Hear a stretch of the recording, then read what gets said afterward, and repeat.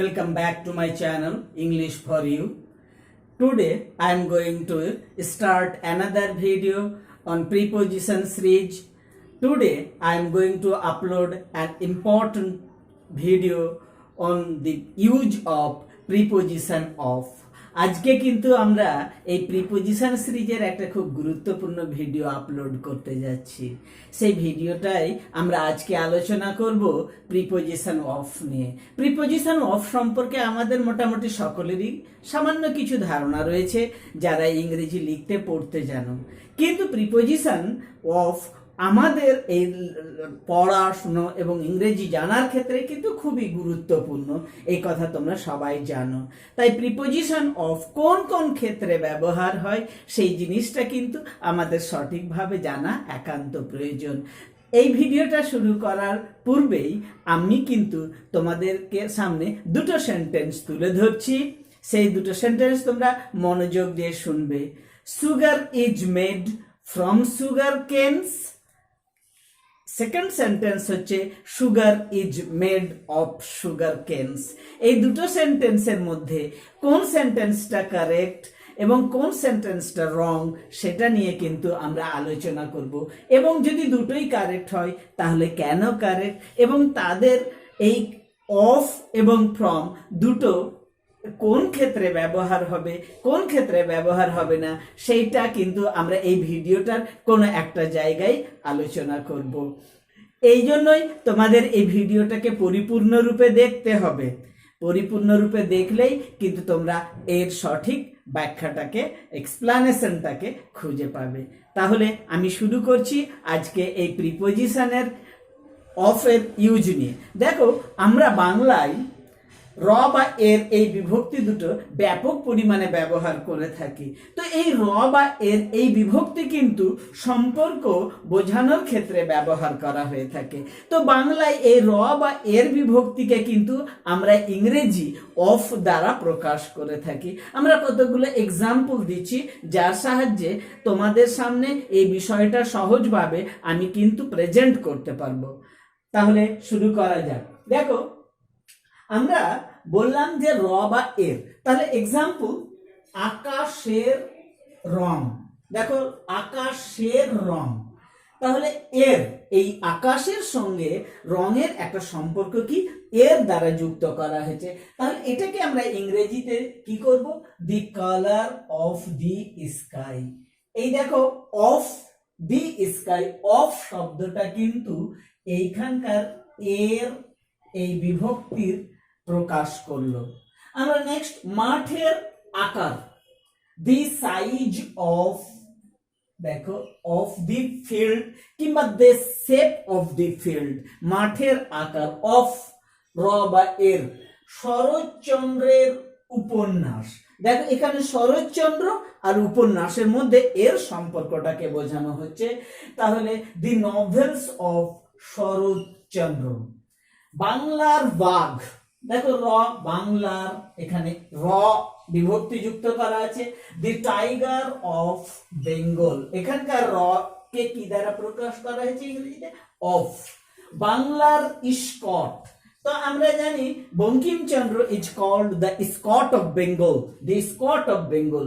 তাহলে বাংলার Scott of, Scott of Bengal. টেবিলের পা, এখানে আবার দেখো এর the legs of the table. আংটির সোনা, দেখো আংটির সোনা, আংটি, রিং, তাহলে the gold of the ring।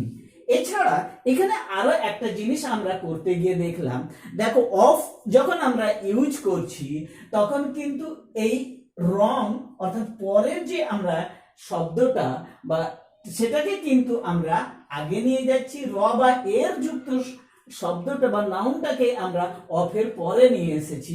দেখো, আকাশের রং, রং, দি কালার, তারপরে আমরা নিয়ে বসেছি প্রিপোজিশন অফ, তারপরে আকাশ, দি স্কাই, অর্থাৎ আকাশের রং।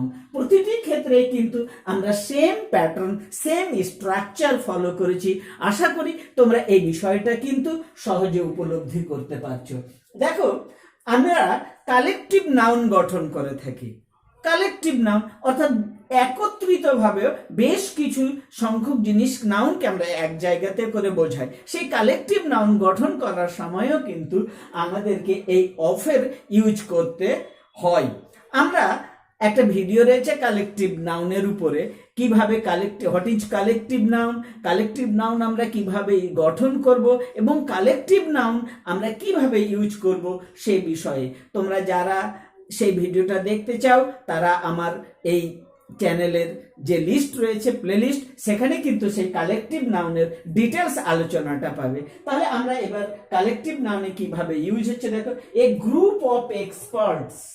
দেখো এ গ্রুপ অফ এক্সপার্টস, তাহলে এক্সপার্টস এর আগে a group of experts, a batch of students, আরো এইরকম ভাবে আমরা অসংখ্য কি করতে পারবো যে কালেকটিভ নাউন গঠন করি, যেখানে কিন্তু আমরা এই অফ প্রিপোজিশনের ইউজ করে থাকি। Now move to the next, uncountable noun আর কাউন্টেবল নাউন। আমরা জানি যে সমস্ত নাউনকে আমরা গুনতে পারি তাদেরকে কাউন্টেবল নাউন বলি, আবার কতগুলো নাউনকে কিন্তু আমরা গুনতে পারি না তাদেরকে আমরা আনকাউন্টেবল নাউন করি। কিন্তু এই আনকাউন্টেবল নাউনকে কিন্তু আমরা কাউন্টেবল নাউনে রূপান্তরিত করতে পারবো। এই আনকাউন্টেবল নাউনকে যখন কাউন্টেবল নাউনে রূপান্তরিত করতে যাব তখনও কিন্তু আমাদের এই প্রিপোজিশন অফের ইউজ করতে হয়। আমরা এই নিয়ে এক্সাম্পল নিয়ে আলোচনা করার পূর্বে তোমাদের কাছে অনুরোধ রইল, এই চ্যানেলটি যারা দেখছো তারা আমার চ্যানেলটিকে সাবস্ক্রাইব করো, লাইক শেয়ার এবং কমেন্ট করো। তাহলে এবার আমরা এক্সাম্পল দেখো, a cup of tea. A cup of tea, tea আমরা জানি আনকাউন্টেবল নাউন, টি হচ্ছে আনকাউন্টেবল নাউন। তাহলে সেই নাউনটাকে আমরা কি করেছি, এক কাপ চায়ে পরিণত করছি। তাহলে a cup of tea, a cup of tea, তাহলে কি হলো, আমরা চাটাকে আনকাউন্টেবল নাউন হলো, কিন্তু এ কাপ অফ টি যখন আমরা করছি তখন কিন্তু সেটা কিসে রূপান্তরিত হলো, একটা কাউন্টেবল নাউনে রূপান্তরিত হলো। ওয়াটার জল আমরা জানি আনকাউন্টেবল নাউন, কিন্তু তাকে আমরা কাউন্টেবল নাউনে রূপান্তরিত করতে পারি, এ গ্লাস অফ ওয়াটার। তাহলে এক গ্লাস জলে আমরা তাকে রূপান্তরিত করলাম। তাহলে এইরকম ভাবে আনকাউন্টেবল নাউনকে যখন কাউন্টেবল নাউনে আমরা রূপান্তরিত করতে যাই তখন আমাদের এই প্রিপোজিশন অফ ইউজ করতে হয়। এ কিলো অফ সুগার, দেখো 1 কেজি চিনি। এ ব্যাগ ফুল অফ রাইস, এক বস্তা চাল। তাহলে এখানে সুগার, রাইস, ওয়াটার, টি, এই সমস্ত জিনিসগুলোই হচ্ছে কি আনকাউন্টেবল নাউন, কিন্তু এদেরকে এই অফ প্রিপোজিশন ব্যবহার করে আমরা কাউন্টেবল নাউনে রূপান্তরিত করলাম। আমরা এই প্রসঙ্গে একটা কথা আরো বলে রাখি, দেখো আর্টিকেল এ বা অ্যান, আর্টিকেল এ বা অ্যান এর যে আমাদের ডিটেলস আলোচনা আছে সেখানেও কিন্তু আমরা এই আনকাউন্টেবল নাউনকে কাউন্টেবল নাউনে রূপান্তরিত করার ক্ষেত্রে এই ডিটেলস নিয়ে আমরা কিন্তু আমাদের আর্টিকেল এর আলোচনাতেও এই বিষয়টা রয়েছে। এবার আমরা চলে যাচ্ছি নেক্সট রুলে। দেখো উপাদান দ্বারা গঠিত কোন জিনিস যখন আমরা তৈরি করি সেই জিনিসের যে উপাদান দ্বারা রয়েছে সেই জিনিসটার মধ্যে এবং তার উপাদান বা কম্পোনেন্টস এর মধ্যে কিন্তু আমাদের এই অফ প্রিপোজিশন ইউজ করতে হয়। The table is made of wood, made of wood. তাহলে টেবিলটার সঙ্গে এই উডের রিলেশনটা কি, আমরা এটা হচ্ছে কি তার উপাদান, কম্পোনেন্টস। এবার iron is made of iron, made of gold. তাহলে এই সমস্ত ক্ষেত্রে আমরা দেখলাম, দেখো যে মেড অফ দিয়ে তারপরে আমরা এই কি করছি, দেখো অফ প্রিপোজিশন ব্যবহার করেছি। কিন্তু এই ক্ষেত্রে আমরা শুরুতে যে সেন্টেন্স দুটো বলেছিলাম সেই দুটো সেন্টেন্সের ক্ষেত্রে আবার আমরা ফিরে যাচ্ছি। দেখো যে আমরা প্রথমেই বলেছিলাম সে যে প্রথম যে সেন্টেন্সটা বলেছিলাম সেই সেন্টেন্সটা ছিল sugar is made, sugar is made from sugar কেন, ফ্রম সুগার কেন, ফ্রম সুগার কেন। তাহলে এই ফ্রম সুগার কেন যখন আমরা ইউজ করছি, তাহলে এখানে ফ্রম সুগার কেন, আবার পরে বলেছি অফ সুগার কেন। তাহলে ফ্রম এবং অফ কোনটা ঠিক? ফ্রম এবং অফ এই দু ক্ষেত্রে হচ্ছে এই sugar is made from sugar কেন, নট অফ সুগার কেন, এইটা কিন্তু ভুল হবে। কিন্তু পদের ক্ষেত্রে তাহলে মেড অফ আমরা করলাম, তখন কি কি কারণে ঠিক হলো? এটা একটু বোঝার সময় আমাদেরকে যে জিনিসটা মাথায় রাখতে হবে সেটা হলো কি, যে সুগার থেকে যখন আমরা আখ এর থেকে পাচ্ছি, সুগার কেন থেকে, তাহলে সেটা টোটালি চেঞ্জ হয়ে যাচ্ছে, নতুন একটা উপাদানে রূপান্তরিত হচ্ছে। কিন্তু যখন আমরা কাঠ দিয়ে টেবিল তৈরি করছি, সেই কাঠটা কাঠই থেকে যাচ্ছে। গোল্ড দিয়ে যখন কোনো রিং তৈরি করছি, সেই গোল্ডটা থেকে যাচ্ছে। তাহলে সেই ক্ষেত্রে তার চেহারার পরিবর্তন হচ্ছে, আকারের পরিবর্তন হচ্ছে, কিন্তু তার উপাদানগত পরিবর্তন হচ্ছে না, টোটাল কোনো চেঞ্জ হচ্ছে না। তাই এক্ষেত্রে আমরা অফ বসাচ্ছি। কিন্তু যদি উপাদানগত চেঞ্জ দেখা যায়, তাহলে সেক্ষেত্রে কিন্তু আমাদেরকে ফ্রম বসাতে হবে। আরো একটা উদাহরণ দিলে তোমাদের কাছে সহজ হয়ে যাবে। Card is made from milk, অর্থাৎ দই তৈরি করতে গেলে কি তৈরি লাগে আমাদের? মিল্ক। অর্থাৎ এখানে পরিবর্তনটা টোটালি পূর্ণ পরিবর্তন হয়েছে, তাই এখানে আমরা ফ্রম। তাহলে আশা করি তোমাদের ফ্রম, মেড ফ্রম এবং মেড অফ কোনটা হবে সেটা নিয়ে তোমাদের ধারণা ক্লিয়ার হয়ে গেল। নেক্সট, কজ বা কারণ বোঝাতে। তো দেখো, ডাইড অফ ক্যান্সার, অর্থাৎ কোনো একটা রোগের কারণে যখন মারা যায়, ডাইড অফ ক্যান্সার। কিন্তু আমরা এর আগে পড়েছি ফ্রম, ফ্রম করার কি, সাফার ফ্রম এনি ডিজিজ।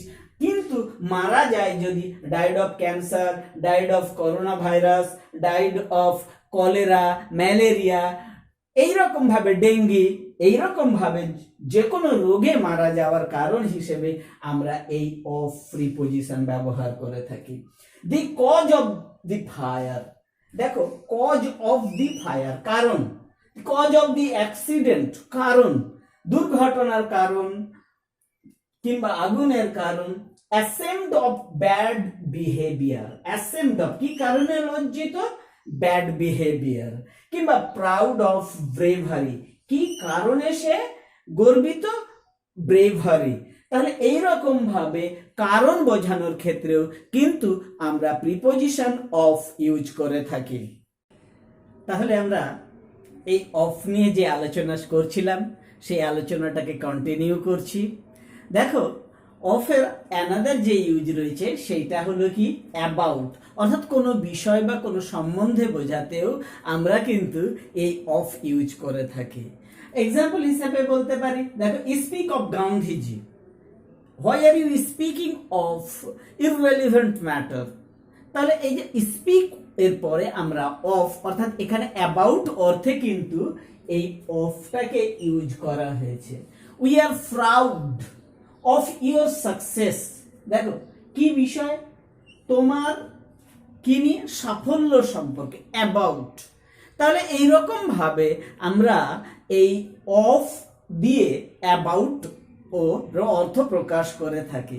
এছাড়া দেখো, সোর্স, উৎস, এই সোর্স বা উৎস, বিশেষ করে জন্মানো, এই ক্ষেত্রে কিন্তু আমরা এই প্রিপোজিশন অফ এর ইউজ করে থাকি।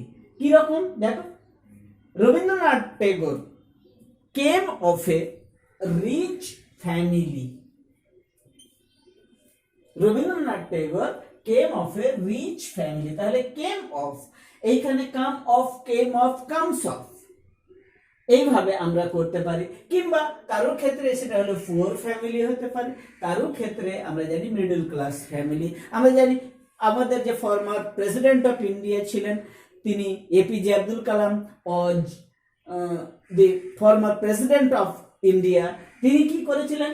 কেম of a middle class family. তাহলে এই ক্ষেত্রে সোর্স বোঝাতে আমরা অফের ইউজ করে থাকি। তাহলে এই রকম ভাবে আমরা অফকে প্রতিটি জায়গা ধরে ধরে যদি অফের ইউজগুলো, আমরা রুলসগুলো মাথায় রাখি, তাহলে কিন্তু আমাদের এই প্রিপোজিশন বোঝার কাজটা সহজ হয়ে যাবে। এবং আগামী দিনে আমি প্রিপোজিশন নিয়ে আলোচনা সাময়িকভাবে স্থগিত করছি। তারপরে আবার আমি প্রিপোজিশন কতগুলো ব্যবহার রয়েছে, যেগুলো ডিফারেন্স রয়েছে, সেগুলো নিয়ে কোনো এক সময় আবার আলোচনা শুরু করব। এরপরে আমরা আলোচনা শুরু করতে যাব টেন্স। কিন্তু টেন্স নিয়ে আলোচনা করার পূর্বে টেন্স কিভাবে শেখানো উচিত, কিভাবে আমাদের টেন্স শেখা কাজটা সহজ হবে, সেই জন্য আমাদেরকে প্রথমে সেন্টেন্সের স্ট্রাকচার এবং ভার্ব সম্পর্কে আলোচনা শুরু করব। আশা করি তোমরা আমার সঙ্গে থাকবে আগামী দিনেও। That's all for today.